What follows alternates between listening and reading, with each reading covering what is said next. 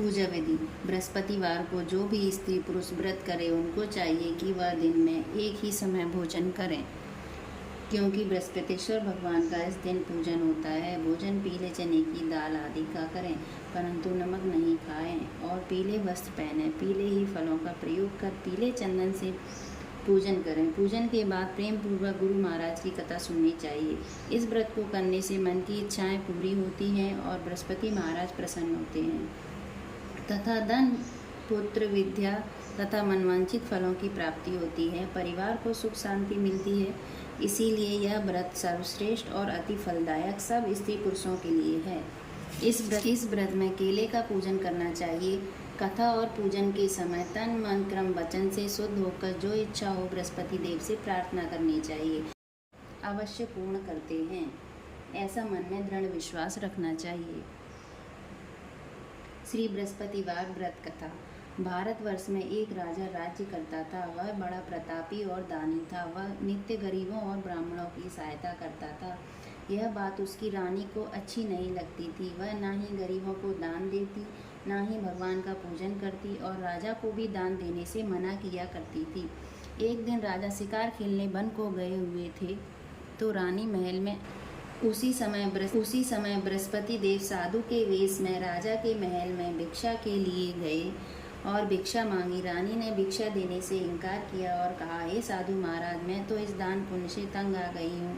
मेरा पति सारा धन लुटाता रहता है। मेरी इच्छा है कि हमारा सारा धन नष्ट हो जाए, फिर ना रहेगा बांस और ना बजेगी बांसुरी। साधु ने कहा, देवी तुम तो बड़ी अजीब हो। धन संतान तो सभी चाहते हैं, पुत्र और लक्ष्मी तो पापी के घर भी होना चाहिए। यदि तुम्हारे पास अधिक धन है तो भूखों को भोजन दो, प्यासों के लिए प्याऊ बनवाओ, मुसाफिरों के लिए धर्मशालाएं खुलवाओ। जो निर्धन अपनी कुंवारी कन्याओं का विवाह नहीं कर सकते उनका विवाह करा दो। ऐसे और कई काम हैं जिनके करने से तुम्हारा यश लोक परलोक में फैलेगा। परंतु रानी पर उपदेश का कोई प्रभाव न पड़ा। वह बोली, महाराज आप मुझे कुछ न समझाएं। मैं ऐसा धन नहीं चाहती जो हर जगह बांटती फिरूं। साधु ने उत्तर दिया, यदि तुम्हारी ऐसी इच्छा है तो तथास्तु।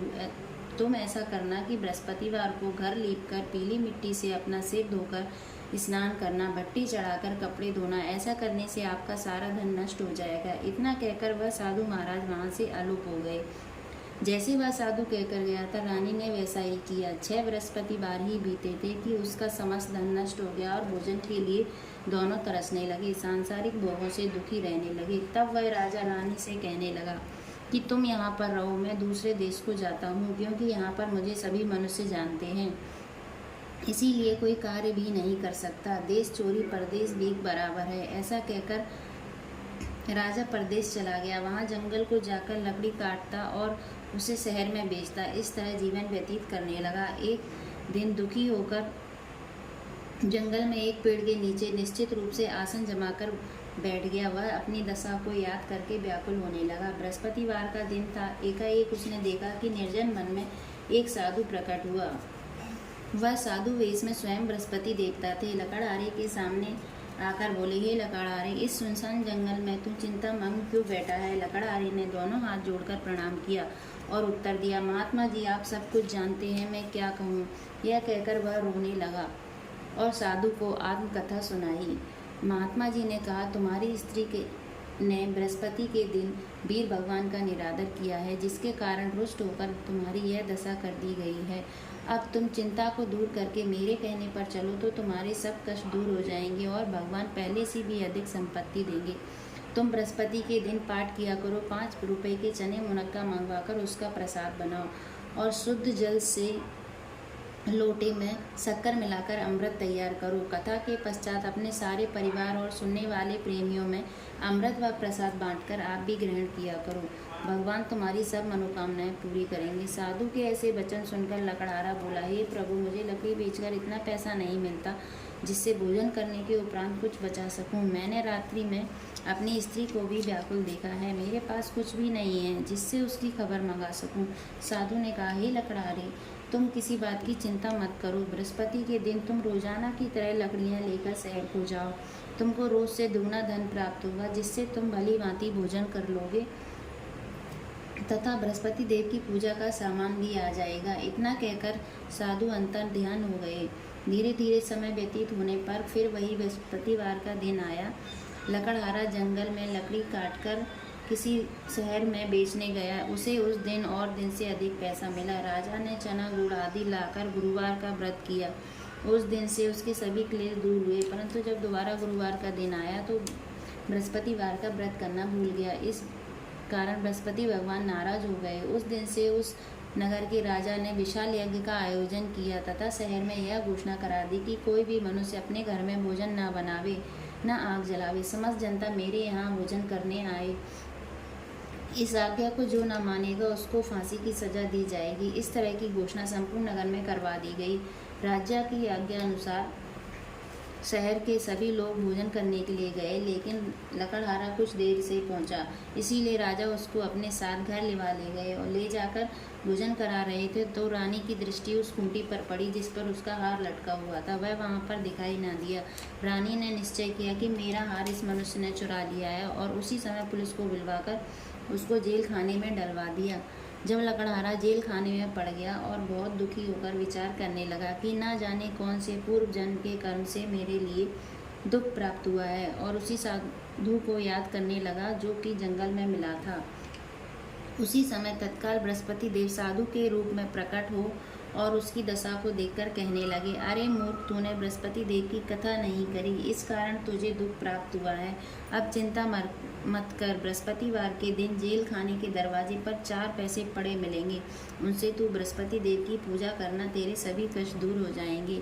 बृहस्पति के रोज उसे 4 पैसे मिले। लकड़हारे ने कथा कही। उसी रात्रि को बृहस्पति देव ने उस नगर के राजा को स्वप्न में कहा, हे राजा, तुमने जिस आदमी को जेल खाने में बंद कर दिया है वह निर्दोष है, वह राजा है, उसे छोड़ देना।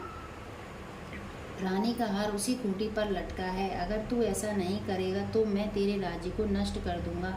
इस रात्रि के स्वप्न को देखकर राजा प्रातः काल उठा और खूंटी पर हार देखकर लकड़हारे को बुलाकर क्षमा मांगी। लकड़हारे को योग्य सुंदर वस्त्र आभूषण देकर विदा किया और बृहस्पति देव की आज्ञा अनुसार लकड़हारा अपने नगर को चल दिया। राजा जब अपने नगर के निकट पहुंचा तो उसे बड़ा आश्चर्य हुआ। नगर में पहले से अधिक बाग, तालाब, कुएं तथा बहुत सी मंदिर, धर्मशालाएं आदि बन गई हैं। राजा ने पूछा, यह किसका बाग और धर्मशालाएं हैं? तब नगर के सब लोग कहने लगे, यह सब रानी और बांदी के हैं। तो राजा को आश्चर्य हुआ और गुस्सा भी आया। जब रानी ने यह खबर, नगर में पहले से अधिक तालाब, कुएं तथा बहुत सी मंदिर, धर्मशालाएं आदि बन गई हैं। राजा ने पूछा, यह किसका बाग और धर्मशालाएं हैं? तब नगर के सब लोग कहने लगे, यह सब रानी और बांदी के हैं। तो राजा को आश्चर्य हुआ और गुस्सा भी आया। जब रानी ने यह खबर सुनी कि राजा आ रहे हैं तो उसने बांदी से कहा कि हे दासी, देख, राजा हमको कितनी बुरी हालत में छोड़ गए थे। हमारी ऐसी हालत देखकर वह लौट ना जाए, इसीलिए तू दरवाजे पर खड़ी हो जा। आज्ञा अनुसार दासी दरवाजे पर खड़ी हो गई और राजा आए तो उन्हें अपने साथ लिवा लाई। तब उन्होंने कहा, हमें यह सब धन बृहस्पति देव के इस व्रत के प्रभाव से प्राप्त हुआ है। राजा ने निश्चय किया कि 7 रोज बाद तो सभी बृहस्पति देव का पूजन करते हैं, परंतु मैं दिन में रोजाना 3 बार कहानी कहा करूँगा, रोज व्रत किया करूँगा। अब हर समय राजा के दुपट्टे में चने की दाल बंधी रहती तथा दिन में 3 बार कहानी कहता। एक रोज राजा ने विचार किया कि चलो अपने बहन के यहाँ हो आवें। इस तरह निश्चय कर राजा घोड़े पर सवार हो अपनी बहन के यहाँ को चलने लगा। मार्ग में उसने देखा कि कुछ आदमी एक मुर्दे को लिए जा रहे हैं। उन्हें रोककर राजा कहने लगा, अरे भाइयों, मेरी बृहस्पति देव की कहानी सुन लो। वे बोले, लो, हमारा तो आदमी मर गया है, इसको अपनी कथा की पड़ी है। परंतु कुछ आदमी बोले, अच्छा कहो, हम तुम्हारी कथा भी सुनेंगे। राजा ने दाल निकाली और जब कथा आधी हुई तो मुर्दा हिलने लगा तथा जब कथा समाप्त हो गई तो मनुष्य राम राम करके खड़ा हो गया। आगे मार्ग में उसे एक किसान खेत में हल चलाता मिला। राजा ने उसे देखा और उससे बोला, अरे भैया, मेरी बृहस्पति देव की कथा सुन लो। किसान बोला, जब तक मैं तेरी कथा सुनूंगा तब तक 4 अरैया जोत लूँगा। जा अपनी कथा किसी और को सुनाना। इस तरह राजा के आगे चलने लगा। राजा के हटते ही बैल पछाड़ खाकर गिर गई और उसके पेट में बड़ी जोर से दर्द होने लगा। उस समय उसकी माँ रोटी लेकर आई। उसने जब यह देखा तो अपने पुत्र से सब हाल पूछा और बेटे ने सभी हाल कह दिया। तो बुढ़िया दौड़ी दौड़ी उस घुड़सवार के पास गई और उससे बोली कि हे बेटा, मैं तेरी कथा सुनूंगी, तू अपनी कथा मेरे खेत पर चलकर कहना। राजा ने बुढ़िया के खेत पर जाकर कथा कही, जिसके सुनते ही बैल उठ खड़े हुए तथा किसान के पेट का दर्द बंद हो गया। राजा अपनी बहन के घर पहुंचा। बहन ने भाई की खूब मेहमानी की। दूसरे रोज प्रातःकाल राजा जगा तो वह देखने लगा कि सब लोग भोजन कर रहे हैं। राजा ने अपनी बहन से कहा कि ऐसा कोई मनुष्य है जिसने भोजन नहीं किया हो, मेरी बृहस्पति देव की कथा सुन ले। बहन, हे भैया, यह देश ऐसा ही है, यहाँ लोग पहले भोजन करते हैं, बाद में अन्य काम करते हैं। अगर कोई पड़ोस में हो तो देख आऊं। ऐसा कहकर वह देखने चली गई, परंतु उसे कोई ऐसा व्यक्ति नहीं मिला जिसने भोजन ना किया हो। अतः वह एक कुमार के घर गई जिसका लड़का बीमार था। उसे मालूम हुआ कि उनके यहाँ 3 रोज से किसी ने भोजन नहीं किया है। रानी ने अपने भाई की कथा सुनने के लिए मनुष्य कुमार से कहा। वह तैयार हो गया। राजा ने जाकर बृहस्पतिवार की कथा कही, जिसको सुनकर उसका लड़का ठीक हो गया। अब तो राजा की प्रशंसा होने लगी। एक रोज राजा ने बहन से कहा कि हे बहन, हम अपने घर को जाएंगे, तुम भी तैयार हो जाओ। राजा की बहन ने अपनी सास से कहा। सास ने कहा, हाँ चली जा, परंतु अपने लड़कों को मत ले जाना, क्योंकि तेरे भाई के कोई औलाद नहीं है। बहन ने अपने भाई से कहा, हे भैया, मैं तो चलूंगी, परंतु कोई बालक नहीं चलेगा। राजा बोला, जब कोई बालक नहीं चलेगा तब तुम क्या करोगी? बड़े दुखी मन से राजा अपने नगर को लौट आया। राजा ने अपनी रानी से कहा, हम निर्मलसी राजा हैं, हमारा मुंह देखने का धर्म नहीं है और कुछ भोजन आदि नहीं किया। रानी बोली, हे प्रभु, बृहस्पति देव ने हमें सब कुछ दिया है, हमें औलाद अवश्य देंगे। उसी रात को बृहस्पति देव ने राजा से स्वप्न में कहा, हे राजा, उठ, सभी सोच त्याग दे, तेरी रानी गर्भ से है। राजा की यह बात सुनकर बड़ी खुशी हुई। 9वें महीने में उसके गर्भ से एक सुंदर पुत्र पैदा हुआ। तब राजा बोला, हे रानी, स्त्री बिना भोजन के रह सकती है, बिना कहे नहीं रह सकती। जब मेरी बहन आवे तो तुम मुझसे कुछ मत कहना। रानी ने सुनकर हाँ कर दिया। जब राजा की बहन ने यह शुभ समाचार सुना तो वह बहुत खुश हुई और बधाई लेकर अपने भाई के यहाँ आई। तभी रानी ने कहा कि घोड़ा चढ़कर तो नहीं आई, गधा चढ़ी आई। राजा की बहन बोली, भाभी, मैं इस प्रकार ना कहती तो तुम्हें औलाद कैसे मिलती? बृहस्पति देव ऐसे ही हैं, जैसे जिसके मन में कामनाएं हैं सभी को पूर्ण करते हैं। जो सद्भावना पूर्वक बृहस्पतिवार का व्रत करता है एवं कथा पढ़ता है अथवा सुनता है, दूसरों को सुनाता है, बृहस्पति देव उसकी सभी मनोकामनाएं पूर्ण करते हैं। बृहस्पति देव उसकी सदैव रक्षा करते हैं। संसार में सद्भावना से भगवान जी का पूजन, व्रत, सच्चे हृदय से उसका मनन करते हुए जयकारा बोलना चाहिए। बृहस्पति देव की कथा। प्राचीन काल में एक ब्राह्मण था। वह बहुत निर्धन था। उसके भाई के कोई संतान नहीं थी। उसकी स्त्री प्राचीन काल में एक ब्राह्मण था। वह बहुत निर्धन था। उसकी कोई संतान नहीं थी। उसकी स्त्री बहुत मलिनता के साथ रहती थी। वह स्नान न करती, किसी देवता का पूजन न करती। इससे ब्राह्मण देवता बड़े दुखी थे। बेचारे बहुत कुछ कहते, किंतु उसका कुछ परिणाम न निकला। भगवान की कृपा से ब्राह्मण की स्त्री के कन्या रूपी रत्न पैदा हुआ।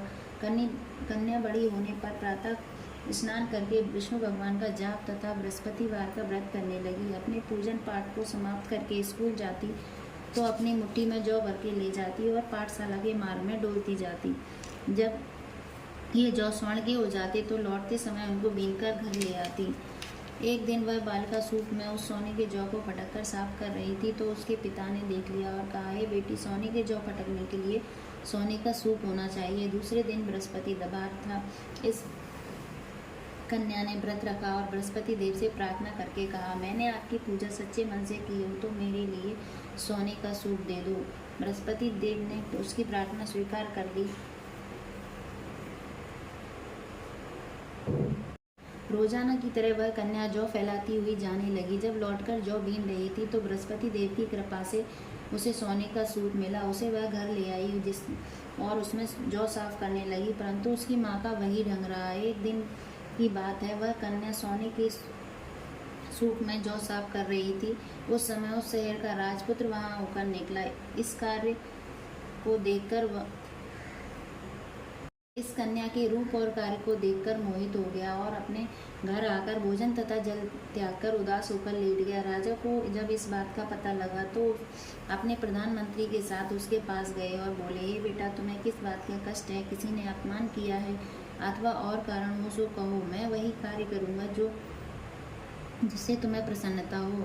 अपने पिता की राजकुमार ने बातें सुनी तो वह बोला, मुझे आपकी कृपा से किसी बात का दुख नहीं है, किसी ने मेरा अपमान नहीं किया, परंतु मैं उस लड़की से विवाह करना चाहता हूँ जो सोने के सूप में जौ साफ कर रही थी। यह सुनकर राजा आश्चर्य में पड़ा और बोला, हे बेटा, इस तरह की कन्या का पता तुम ही लगाओ, मैं उसके साथ तेरा विवाह अवश्य करवा दूंगा। राजकुमार ने उस लड़की के घर का पता बतलाया। तब मंत्री उस लड़की के घर गए और ब्राह्मण देवता को सभी हाल बतलाया। ब्राह्मण देवता राजकुमार के साथ अपनी कन्या का विवाह करने के लिए तैयार हो गए तथा विधि विधान के अनुसार ब्राह्मण की कन्या का विवाह राजकुमार के साथ हो गया। कन्या के घर से जाते ही पहले की भांति उस ब्राह्मण देवता के घर में गरीबी का निवास हो गया। वह भोजन के लिए भी अन्न बड़ी मुश्किल से मिलता था। एक दिन दुखी होकर ब्राह्मण देवता अपनी पुत्री के पास गए। बेटी की दुखी अवस्था को देखकर बेटी ने पिता की दुखी अवस्था को देखा और अपनी माँ का हाल पूछा। तब ब्राह्मण ने सभी हाल कहा। कन्या ने बहुत सा धन देकर अपने पिता को विदा कर दिया। इस तरह ब्राह्मण का कुछ समय सुखपूर्वक व्यतीत हुआ। कुछ दिन बाद फिर वही हाल हो गया। ब्राह्मण फिर अपनी कन्या के यहाँ गया और सारा हाल कहा तो लड़की बोली, हे पिताजी, आप माता जी को यहाँ लिवा लाओ, मैं उसे विधि बता दूंगी जिससे गरीबी दूर हो जाए। वह ब्राह्मण देवता अपनी स्त्री को साथ लेकर पहुंची तो अपनी माँ को समझाने लगी, माँ, तुम प्रातः काल स्नान आदि करके विष्णु भगवान का पूजन करो तो सब दरिद्रता दूर हो जाएगी। परंतु उसकी माँ ने एक भी बात नहीं मानी और प्रातः काल उठकर अपनी पुत्री के बच्चों के जूठन को खा लिया। इससे उसकी पुत्री को भी बहुत गुस्सा आया और एक रात को कोठरी में से सभी सामान निकाल दिया और अपनी माँ को उसमें बंद कर दिया। प्रातः काल उसे निकाला तथा स्नान आदि करा के पाठ करवाया तो उसकी माँ की बुद्धि ठीक हो गई और फिर प्रत्येक बृहस्पतिवार को वह व्रत रखने लगी। इस व्रत के प्रभाव से उसके माँ बाप बहुत ही धनवान और पुत्रवान हो गए। बृहस्पति जी के प्रभाव से इस लोक के सुख भोगकर स्वर्ग को प्राप्त हुए। बोलो बृहस्पति देव की जय, बोलो विष्णु भगवान की जय। बृहस्पति देव की आरती। जय बृहस्पति देवा, ओम जय बृहस्पति देवा, छिन छिन भोग लगाओ फल और मेवा। ओम जय बृहस्पति देवा, तुम पूर्ण परमात्मा, तुम अंतर्यामी, स्वामी तुम अंतर्यामी, जगत पिता जगदीश्वर तुम सबके स्वामी। ओम जय बृहस्पति देवा, चरणामृत निज निर्मल, सब पातक हरिता, स्वामी सब पातक हरिता, सकल मनोरथ दायक, कृपा करो भरिता। ओम जय बृहस्पति देवा, तन मन धन अर, जो कोई शरण पड़े, स्वामी जो कोई शरण पड़े, प्रभु फिर कट तब हो करे, आ करे द्वारे खड़े। ओम जय बृहस्पति देवा, दीन दयाल दयानिधि, भक्तन हितकारी, स्वामी भक्तन हितकारी, पाप दोष सब हरिता, भव बंधन हारी। ओम जय बृहस्पति देवा, सकल मनोरथ दायक, सब संशय तारो, स्वामी सब संशय तारो, विषय विकार मिटाओ, संतन सुखकारी। ओम जय बृहस्पति देवा, जो कोई आरती तेरी प्रेम सहित गावे, स्वामी प्रेम सहित गावे, ज्येष्ठानंद बंद सो सो निश्चय फल पावे। ओम जय बृहस्पति देवा। सब बोलो विष्णु भगवान की जय, बोलो बृहस्पति देव की जय। आपको अगर आज की कथा अच्छी लगी हो तो वीडियो को लाइक, चैनल को सब्सक्राइब जरूर करें। Thank you.